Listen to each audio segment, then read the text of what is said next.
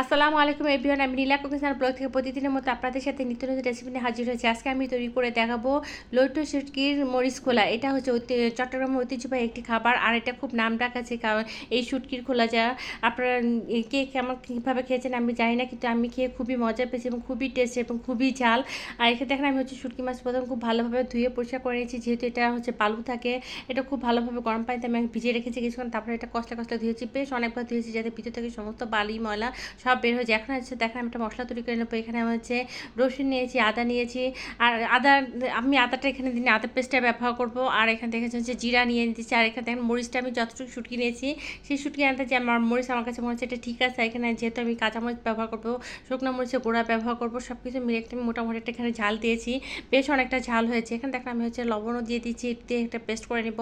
এদিকে চুলা হচ্ছে আমি পেঁয়াজ আর হচ্ছে কাঁচামরিচ দিয়ে দিচ্ছি। এখানে বেশ এটা যখন হালকা একটু ব্রাউন কালার আসবে তখন সেই বাটা মশলাটা অ্যাড করে দেবো। বাটা মশলাটা দিয়ে আমি খুব ভালোভাবে এটাকে কষিয়ে নেবো। এদিকে হচ্ছে আমি আদা পেস্টও দিয়ে দিব, দিয়ে মশলাটা একদম কাঁচা স্মেল না যাওয়া পর্যন্ত খুব ভালোভাবে কষাতে হবে। এটা আপনি যত বেশি মশলাটা কষাবেন এই শুটকির টেস্টটা তত বেশি মজা লাগবে। এখন আমি স্পাইসি শুকনো মশলাগুলো অ্যাড করে দেবো। এখন মরিচের গুঁড়া, হলুদের গুঁড়া, ধনে গুঁড়া আর জিরা গুঁড়া যা আছে সব কিছু দিয়ে লবণ স্বাদ মতো দিয়ে আরও বেশ কিছুক্ষণ এটাকে কষাবো। কষাতে কষাতে যখন উপরে হচ্ছে তেল ভেসে উঠবে তখন হচ্ছে এর মধ্যে একটা টমেটো দিয়ে দেবো। টমেটোটা ছোটো সাইজে একটা টমেটো দিয়েছি, আপনারা টমেটো দিতে পারেন, আবার স্কিপ করে যেতে পারেন। টমেটোটা সফট হয়ে আসলে এর মধ্যে আমি এখন শুটকি মাছটা অ্যাড করে দেবো। শুটকি মাছটা কিন্তু আপনারা হচ্ছে এর মধ্যে হচ্ছে একটু হালকা তেলে নিতে পারেন বা তেলে ভেজে নিতে পারেন। আমি আর তেলে ভেজে নিব না, এটা সরাসরি হচ্ছে আমি অনেকক্ষণ ধরে কষাবো। কষাতে কষাতে কিন্তু মাছটা একদম সফট হয়ে আসবে, এমনভাবে কষাবে একদম মশলার মতো হয়ে যাবে।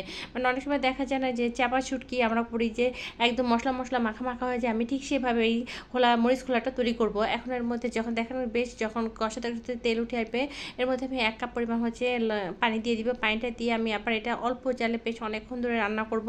এই যে দেখুন আমার মশলাটাও একদম কষা হয়ে গেছে, আবার আমার তেল উঠে গেছে। এটা নামিয়ে বাড়ির দিকে দেখুন আমি হচ্ছে ফিশ ফ্রাই করব। ফিশ ফ্রাইয়ের মধ্যে আমি হলুদের গুঁড়া, মরিচের গুঁড়া, মরিচ, লবণ দিয়ে খুব ভালোভাবে একটু ঝাঁকিয়ে নিয়েছি যাতে ভিতরে সমস্ত মশলাটা ঢুকে যায়।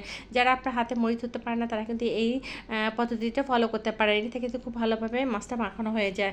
আর এদিকে দেখেন আমি একটা বড় সাইজের বেগুন পোড়ায় নিয়েছি যে গ্যাসের চুলায়।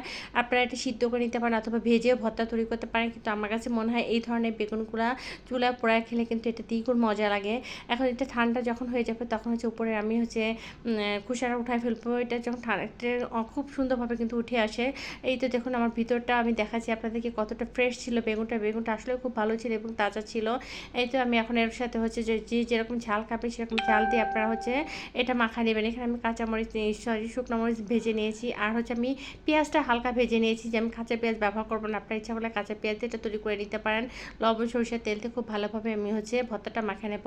আমার রেসিপি যদি আপনাদের ভালো লেগে থাকে অবশ্যই লাইক করবেন, শেয়ার করবেন এবং পেজটি ফলো দিয়ে রাখবেন। আর যেদিন এই শুটকি ভর্তা করবেন, ফ্রেশ ফ্রাই করবেন, সেদিন অবশ্যই একটু বেশি করে ভাত রান্না করবেন, কারণ এই দিন কিন্তু আপনি না চাইলে বেশি করে ভাত খাওয়া যাবে। আর হচ্ছে মাছ মাংস থেকে দেখা যায় এই ধরনের খাবার যতটা খাওয়া যায় মাছ মাংস কিন্তু অতটা খাওয়া যায় না। একদম বাসায় যদি কোনো গেস্ট আসে তাদের জন্য আপনি এটা তৈরি করেন তারাও কিন্তু খুব খুশি হয়ে যাবে।